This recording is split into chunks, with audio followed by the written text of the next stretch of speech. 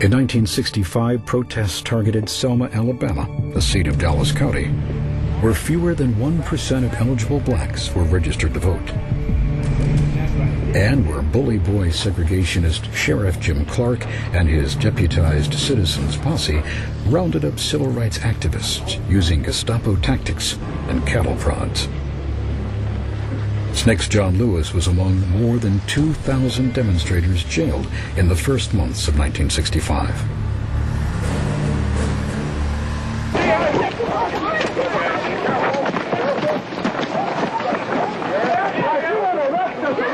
If we're wrong, why don't you arrest us? Why don't you get out?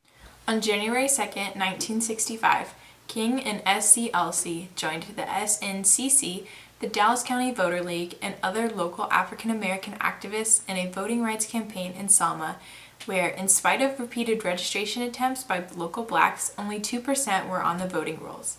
SCLC had chosen to focus its efforts in Selma because they anticipated that the notorious brutality of local law enforcement under Sheriff Jim Clark would attract national attention and pressure President Lyndon B. Johnson in Congress to enact a new national voting rights legislation.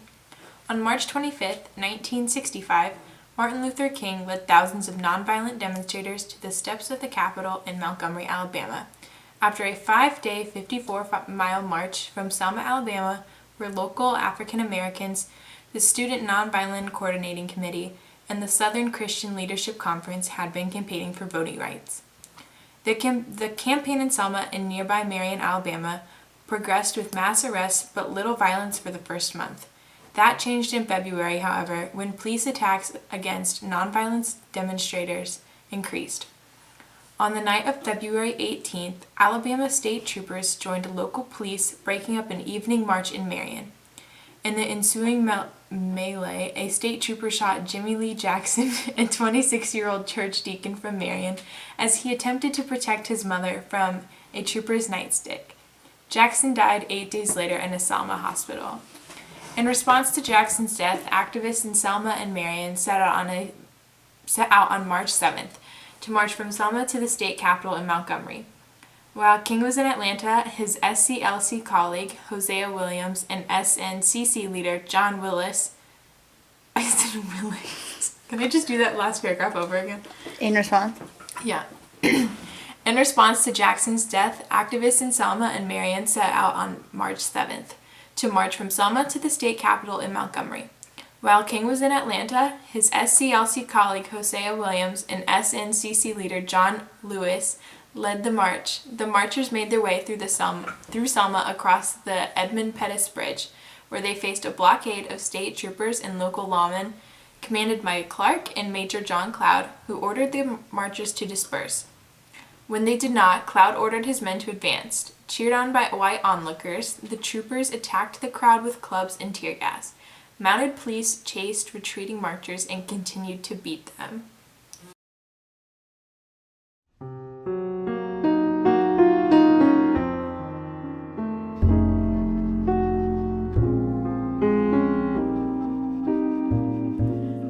They say that freedom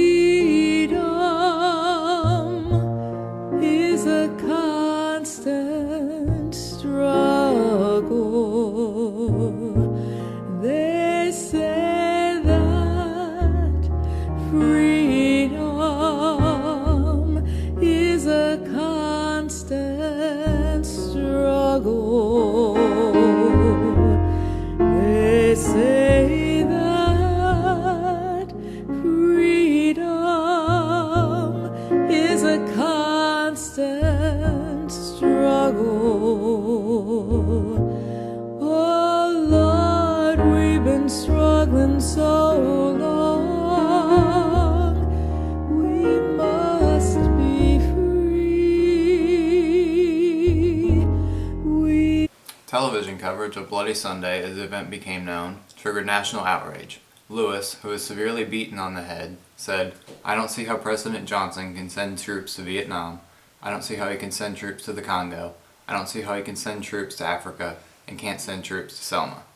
That evening, King began a blitz of telegrams and public statements, calling on religious leaders from all over the nation to join us on Tuesday in our peaceful, nonviolent march.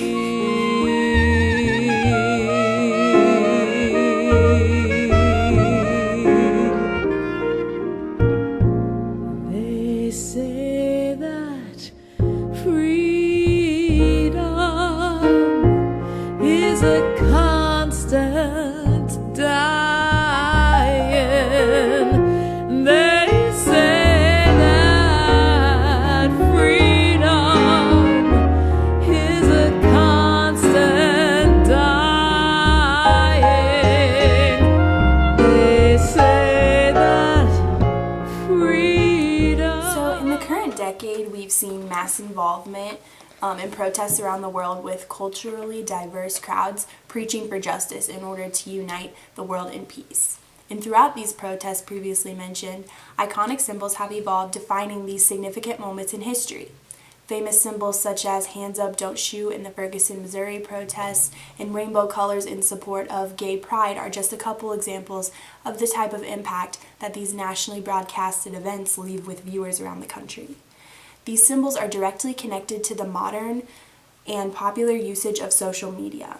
Without these events being broadcasted on national news and all over social media apps and websites, people across the world would not familiarize certain symbols with certain events because they would have no idea that it was happening in the first place. Protesting has changed a lot since the March on Selma in 1965, and I don't necessarily mean the way people protest because there is still peaceful, silent, non-peaceful, and violent protesting just as there was back then. But what I really mean is the awareness and impactfulness. It has grown among people just as technology has.